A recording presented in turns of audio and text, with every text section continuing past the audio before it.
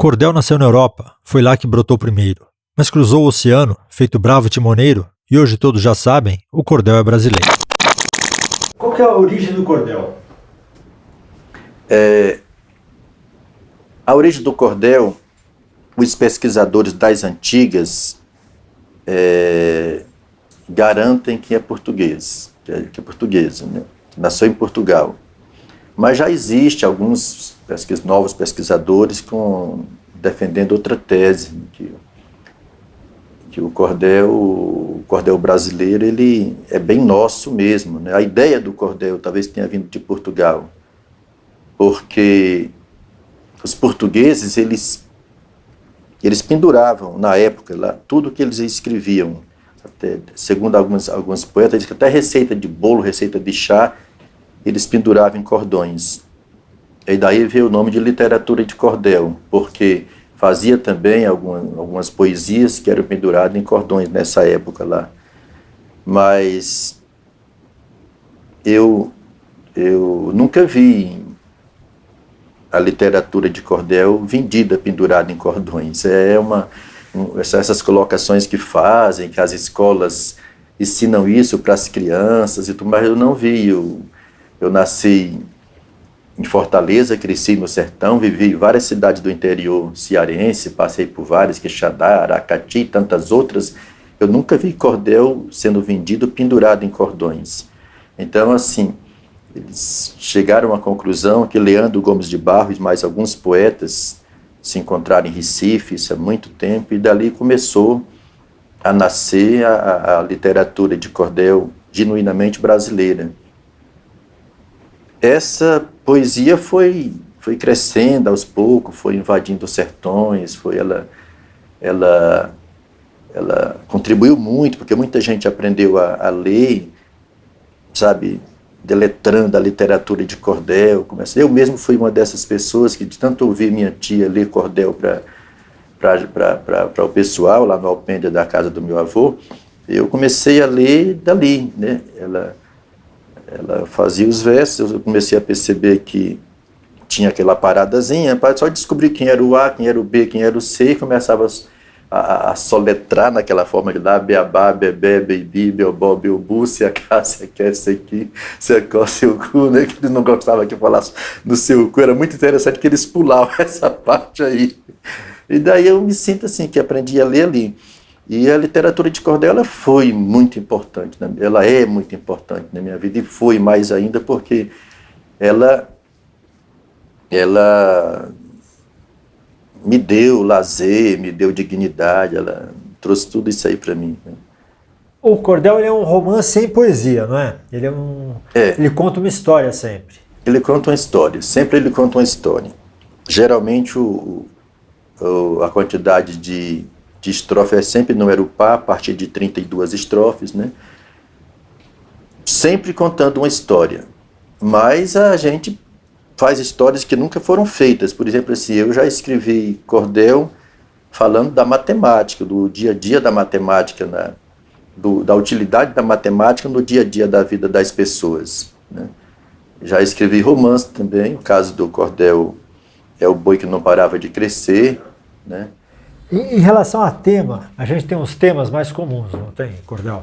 Tem, assim, até porque ele viveu muito, ele ficou muito tempo dentro da área rural, né? Então os temas eram o cangaço, sabe? As secas, as enchentes, né? Personalidades como Lampião, Antônio Conselheiro, Beato Zé Lourenço. E tem aqueles temas jocosos também, o homem que se apaixonou pela jumenta, né? O homem que vendeu o rim para tomar o dinheiro com cachaça. Agora, nos últimos 10 anos, esses temas estão avançando, porque tem poetas aí que dirigem editoras, tem poetas que são formados em jornalismo, tem poetas formados em letras, então a coisa mudou muito agora, né? Se você pegar for fazer uma análise assim dos poetas dos últimos 20 anos para cá, os temas avançaram, estão falando de coisas que você nem imagina. Falando de quê? Medicina, estética, a estética do corpo humano, a história da humanidade, matemática, língua portuguesa, história, ética, cidadania, violência, etnia. Das histórias, em geral, dá para ver que tem um certo núcleo, não tem? Em comum, assim. É um problema, e aí o nosso herói resolve aquele problema com esperteza. Não é assim? Dá para dizer que tem essa história básica? Tem mais ou menos isso também. Mas dá um exemplo mais vivo, assim. Eu falei só na tese, por exemplo. O Lampião, dentro do cordel, ele sempre termina sendo, nas histórias contadas, ele sempre termina vitorioso, né? Todos os poetas da literatura de cordel já escreveram um cordel, no mínimo um cordel sobre Lampião, né? E outros cangaceiros, mas o Lampião é o foco maior está em cima dele. E geralmente a história é isso, é como se a televisão que aparecia os filmes, né, que o mocinho chega, resolve a confusão toda e acaba sendo o herói no final da história, passa por várias dificuldades, mas acaba sempre vencendo. E assim, da mesma forma que acontecia nos filmes, acontecia na literatura de cordel. Uma pessoa pegava o romance, sentava no alpendre de uma casa e começava a ler aquela história e as pessoas ficavam assim, sabe, parado, ouvindo direto, era como se fosse um cinema pra gente na época. Ainda existe cordel por encomenda? Assim, um político encomendar, elogio e tal? Existe sim. Estou rindo porque ligaram há pouco tempo, né, do Instituto Paulo Freire encomendando um cordel. Então eu já fiz, não só eu, acho que todos os poetas já fizeram cordel por encomenda. Quando eu cheguei em São Paulo, uma pessoa entrou em contato comigo. Essa pessoa se chamava Heitor Pinto, foi um amigo, tornou-se amigo, conheci em Fortaleza, e ele trabalhava com vendas de imóveis, ele era dono de imobiliário. E um cidadão comprou um prédio a ele, uma coisa assim, e não pagou por completo, foi com a grande parte do dinheiro não foi pago. E eles eram amigos, e ele não sabia como cobrar. Aí contou toda a história para mim, gravou a história, tudo que aconteceu, e pediu que eu escrevesse um cordel para sensibilizar a pessoa que não havia pago. Aí eu escrevi essa história, e ele depois leu para o cara. O cara ficou tão sensibilizado que pagou o resto da conta. Eu já escrevi cordel para políticos, já escrevi cordel para hospitais, já escrevi cordel para vários tipos. E não só eu, acho que todos os poetas já passaram por esse tipo de missão, escrever um cordel por encomenda. Às vezes até vem aquele partido que você não gosta, sabe? Você pede para não colocar seu nome. Sabe? Quando que a xilogravura entrou no cordel? Que década, mais ou menos, como? Olha, eu acho mais fácil perguntar quando foi que ela saiu, né? Eles caminharam juntos, né? O cordel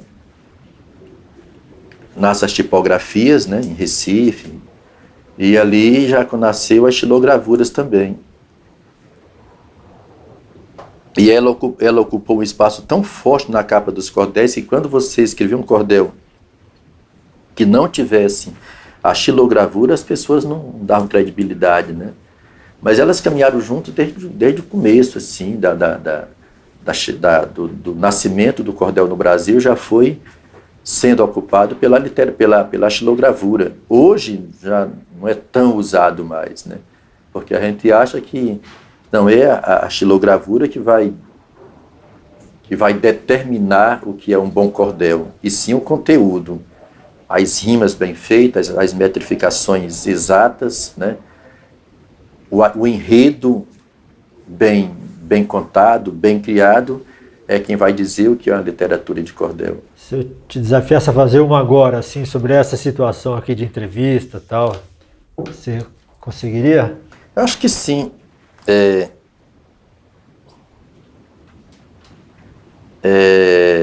O nome da entrevista seria qual? O programa chama Super Libres. Superlibres, obrigado por esse belo momento. Confesso que estou feliz com este acontecimento e vou rogar com certeza para que venha mais surpresa em um tão breve momento. Não ficou legal porque o momento está repetido. Geralmente a gente não costuma repetir as rimas. Agora, se você dissesse assim, você escreveria um cordel dentro de 2 dias sobre esse acontecimento? Aí sim, aí dentro de 2 dias eu te daria um cordel escrito sobre tudo que aconteceu aqui. Porque parece que o papel e a caneta, ela faz parte da vida da gente, sabe?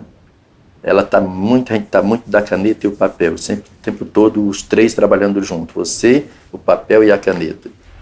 Tá. Então, se você conseguir fazer uma estrofezinha, uma septilha, que a gente coloca no finalzinho do programa. Então tá bom, eu faço e te mando pelo e-mail.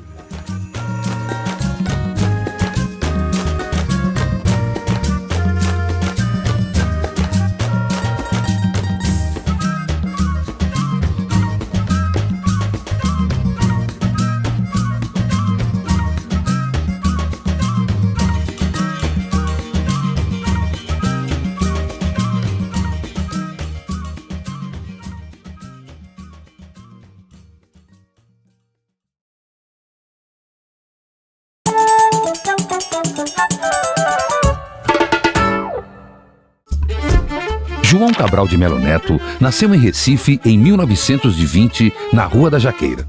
Sua obra é uma denúncia das formas desgastadas da poesia sentimentalista. Ele fala diretamente à razão, evita o derramamento lírico e constrói textos descarnados, secos. João Cabral fez uma poesia de imagens duras, tanto nos temas quanto na escolha das palavras.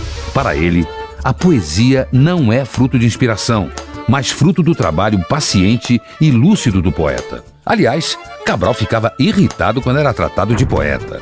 A coisa que me dá mais raiva é alguém me chamar de poeta.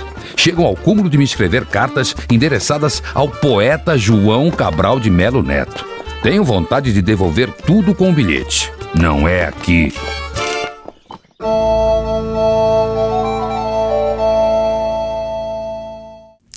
Quem não viu não acredita, não leva a fé que é verdade, não compreende o mistério que brotou de uma cidade. Lá para as bandas do Nordeste, onde a água nunca pinga, onde a seca não tem pena de gente, de bicho e cacimba. Esse é um trecho do livro Ela Tem Olhos de Céu, da escritora cearense Socorro Acioli. A Socorro traz nesse livro a métrica do cordel e também a sua temática, né, a seca no sertão. Socorro é uma escritora que tem 10 anos de carreira e 17 livros publicados, entre eles O Anjo do Lago, Inventário de Segredos, que é um outro livro também que traz a métrica do cordel. Neste livro, Ela Tem Olhos do Céu, que ganhou o Jabuti recentemente, a Socorro conta a história de Sebastiana, uma menina que mora em Santa Rita do Norte e que quando vai nascer, no dia do seu nascimento, mal tem água para parar a menina. E quando a Sebastiana nasce e chora, começa a chover no sertão. E a menina chora e chora e chora e muita chuva cai naquele lugar. E o povo que acha que Sebastiana é uma menina santa, uma milagreira, talvez, começa a achar que essa menina talvez seja amaldiçoada. E a Socorro vai contando essa história em tom de realismo mágico, em que traz essa Santa Rita do Norte, que foi inspirada numa passagem dela pelo Cariri cearense, numa cidadezinha chamada Nova Olinda, onde o Cariri é um lugar no sertão, é um oásis do sertão, é um lugar onde se chove. Esse livro ganha as ilustrações do Matheus Rios, que é um carioca, que traz nas imagens esse cinza de um dia chuvoso e o marrom da terra. Ele faz uma composição muito a partir dessas cores. E as imagens ganham um tom meio sépia, é como se suspendesse esse lugar, Santa Rita do Norte, esse lugar do sertão, onde uma menina chora e fica inundado, suspende no tempo, né, a partir dessas imagens. É um livro que com certeza vale ser lido em voz alta e com capricho na entonação.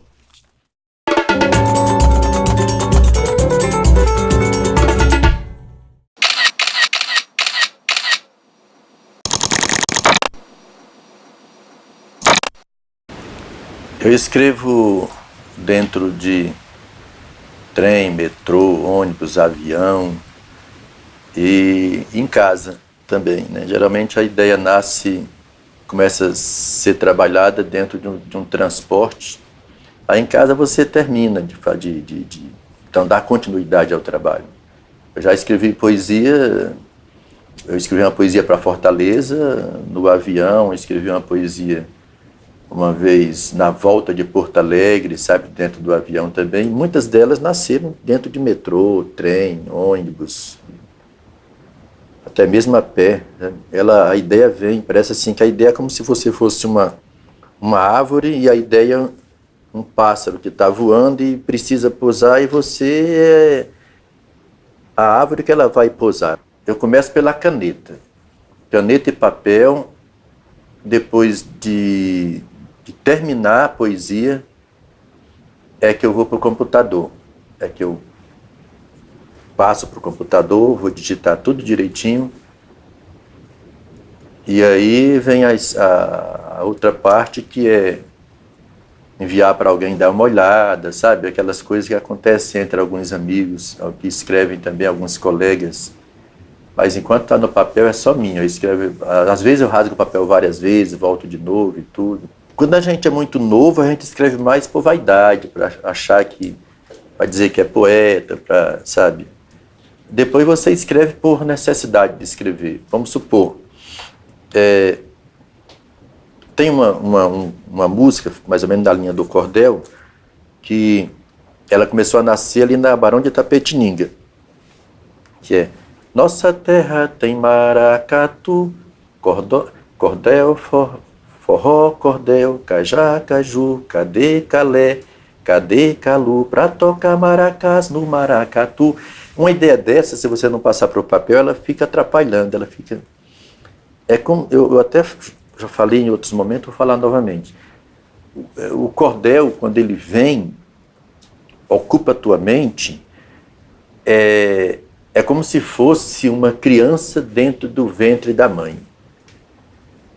Ele fica o tempo todo crescendo, bulinando dentro de si. Então você necessita escrever, você precisa escrever. Não é uma questão de, não vou escrever isso não. Pode até acontecer isso, é normal. Mas quando vem uma coisa, um cordel praticamente pronto e bom, que você sente que é bom, ele quer sair de dentro de você para o papel.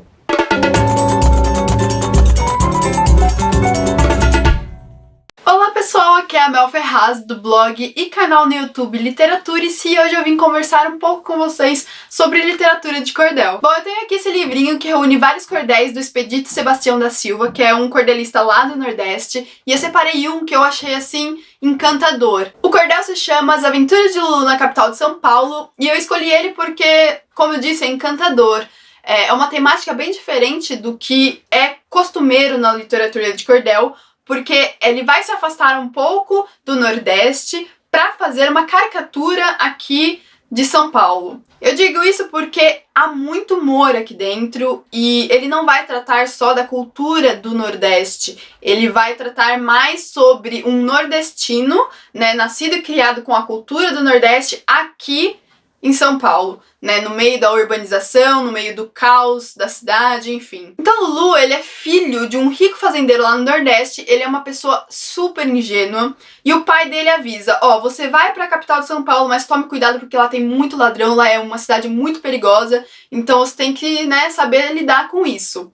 Quando o Lulu vem pra cá, ele já vem avisado e ele vai ficar numa pensão bem assim humilde pra não chamar atenção. Só que acaba que várias coisas acontecem, várias aventuras acontecem realmente com o Lulu, que vai fazer com que ele perca tudo, assim, dinheiro, roupa, sapato, tudo. Até ladrões pegam ele como cobaia para roubarem um túmulo. E, gente, sim, ele vai ser inserido dentro de um túmulo, junto com o morto, para roubar esse túmulo. O que acontece é que a gente fica morrendo de dó do Lulu, e a gente quer que um final, bacana, digno, seja dado a esse personagem. Porque a gente se apega ao Lulu, vamos dizer assim. E acaba que o final é totalmente surpreendente e muito engraçado. É um dos finais mais bacanas, assim, que eu já tive contato, principalmente na literatura de cordel. E olha, me surpreendeu bastante. Além da temática que me agradou bastante, você tem a musicalidade presente aqui, fortemente presente, e é uma das coisas mais belas desse cordel. É uma das características básicas do cordel, mas nesse livro, assim, sabe quando você se pega cantando o que você tá lendo? Eu indico bastante esse livro pra quem tá começando a ler literatura de cordel, é muito legal. E que vocês leiam, né? As Aventuras de Lulu na capital de São Paulo. Então eu espero que vocês tenham gostado dessa breve resenha. Tchau, tchau!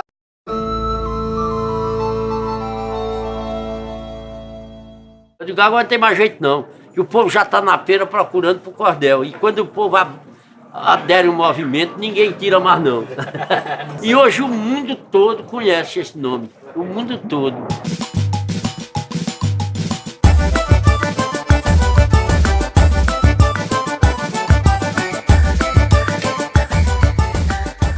Quando eu cheguei 20 anos, comecei a comprar e vender cordel. Pelas praças, pelas feiras, pelas festas. Onde tinha muita gente, eu estava lá, né? A cabo de uns tempos, eu tinha muita noção no cordel, então eu escrevi um original. Escrevi um cordel intitulado Encontro de Dois Vaqueiros no Sertão de Petrolina, que era um desafio numa vaquejada, e quem ganhasse a vaquejada ganhava um prêmio. Esse prêmio não era uma moto, nem um carro novo, era a filha do fazendeiro. Foi eu que criei esse negócio, né?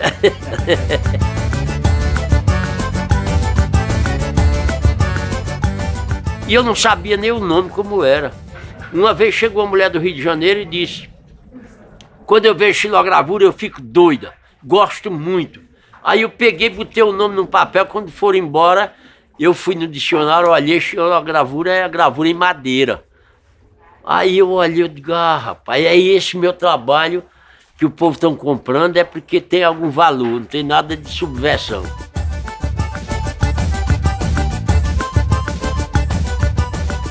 Até hoje estou por aqui, já conheço 10 países por aí afora e já dei aula em muitos lugares, lá nos Estados Unidos, na França, em toda parte. E a gravura em mim marcou muito. E não deixo o cordel, porque o cordel foi o primeiro caminho. Agora, para ilustrar livro, quando chega o texto, eu capito ali um episódio, um movimento que tenha que dê para ilustrar. Ilustrei o livro de Eduardo Galeano, eu fiz 185 trabalhos de 15 por 15, para ilustrar o livro chamado Palavras Andantes, de Eduardo Galeano.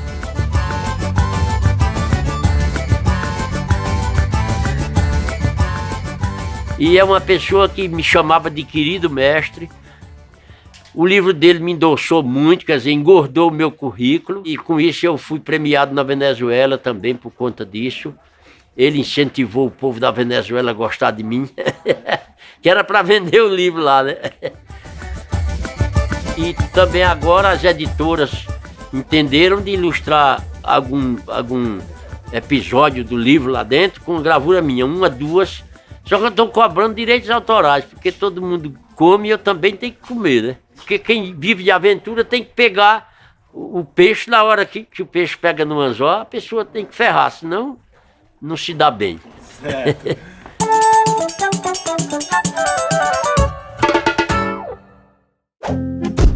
Meu nome é Manuel Bandeira. Nasci no Recife em 1886. Aos 18 anos fiquei tuberculoso. Durante muito tempo vivi provisoriamente.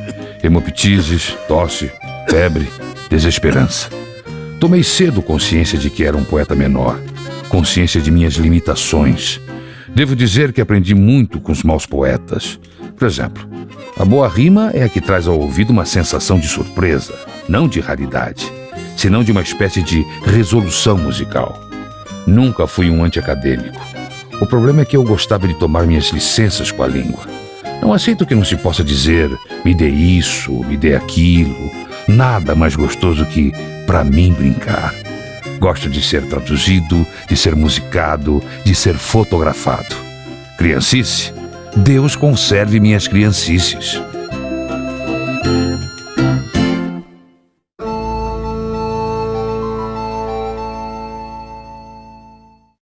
O Pavão Misterioso, ele é o cordel, que é o símbolo do cordel, né?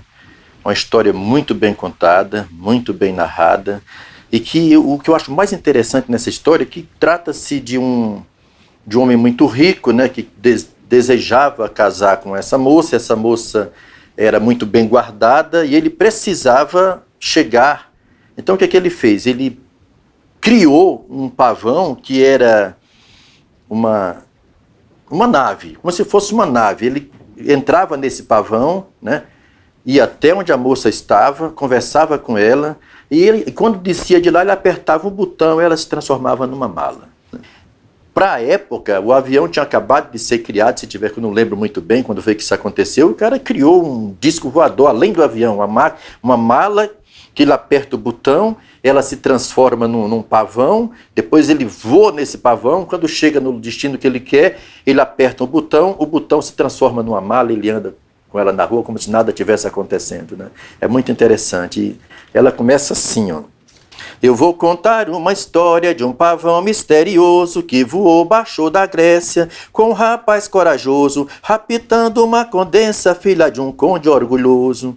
Residia na Turquia um viúvo capitalista, pai de 2 filhos solteiros, o mais velho João Batista. Então o filho mais novo se chamava Evangelista. E ele começa a contar essa história, que ele acaba conseguindo a mulher da vida dele, e vendeu milhões de exemplares em todo o Brasil, e quem não leu O Pavão Misterioso precisa ler, porque é uma história futurista e muito bem narrada.